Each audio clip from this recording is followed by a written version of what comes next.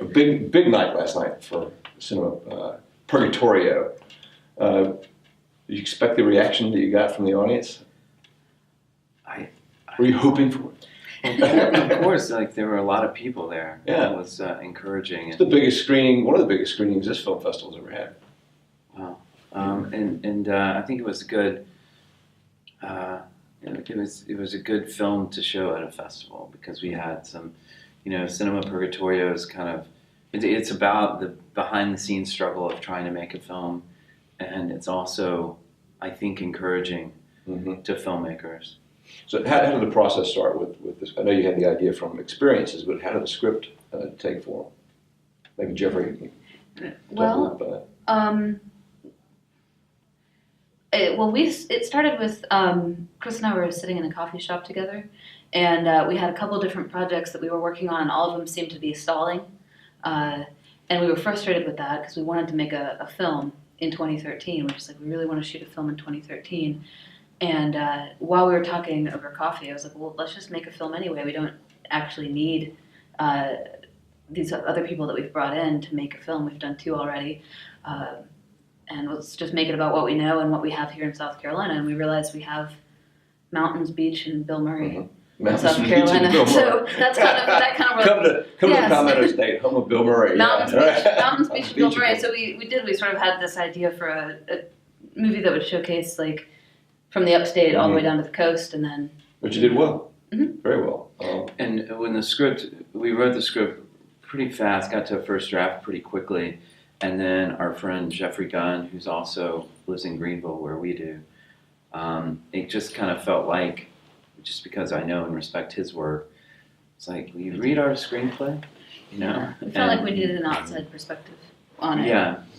Especially since it was so born out of experiences. Like someone to come in and tell us what was working and what wasn't working. As it happens, and you had a shortened film festival as well. Yeah. And then you got to meet another guy who flew in from the UK, whom you've worked with but never met. So. Yes, yeah, it's a funny. I didn't even know if it counts as 6 degrees of separation. It's more like 2.5 degrees of separation. Yeah. So my connection, John Schwab and his producing partner had produced a couple of movies that I had co-written, and his producing partner. I wrote his directorial debut that they shot in France a couple years ago. Out on VOD now. So. Yes. Excellent. It's called Dirty Weekend. Buy it. Give it a thumbs up. So back to Cinema Purgatorio.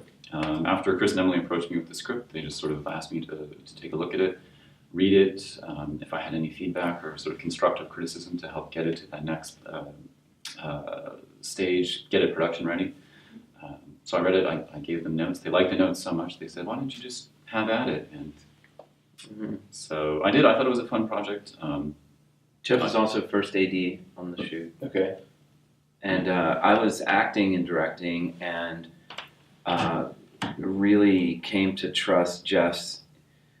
Jeff was putting an eye on my acting. So it's important if you're acting something and directing, you have somebody looking at what you're doing. And there were many times where I would just kind of go to Jeff and say, how was that? Or he would pull me aside and say, try this time. Did you know you wanted to do that from the start, or was that a budgetary move? You mean Jeff is first? No, as you, as the actor. Playing essentially yourself. Yeah. Well, we had done play Chris but Chris. Well, in the interview, in the preview interview we did, you said in the email, strangely, when you're lit well, you look just like yourself. Yeah. No, I had an experience. We shot a film called Get Better a couple years ago, and there was a small part that I played. And I have a background with acting and stuff. And I found that when I screened my movie and I was like one of the people in it, people just sat up on the edge of their seat a little bit more. It was like, oh, you're the guy in the movie. And I just had a better experience screening films that way. I think we all respond to, we just spent 2 hours with some people and then we see them and it's exciting to kind of see those people. So with this, since we were kind of playing with what is art, what is life, the movie's playing a game with you about like what is true, what is the film that's being made, And so we just said, well, I'll be in it. I won't be called Chris White, but I will be a lot like Chris White. Right. And I did that in a lot of places. Like Tracy Amick, who plays Liz, his wife, actually was in our very first feature taken in. So we see her as his actor wife, and Alan Ray plays himself, and he also was the DP of the movie, which is very of the cool. film. So was he actually shooting when he was shooting? Yes. Yes, and So- most of the time, I think every time there's a camera rolling, It's it's- going. But we There also was had- footage that you saw. There was basically 3 cameras going in a lot of those setups. Jeff Trigger's Clark Wiggins' camera was rolling, Mhm. Alan Ray's camera was rolling, and we had a really strong first AC gaffer, Stephen Boatwright, who shot a lot of the movie. When Alan's acting, it's usually Stephen operating. So how many festivals have you been to with this thing so far? It's our first It's your festival. first festival? This was your In festival Cinema debut? Purgatorio. It is. Okay, Yes. wow.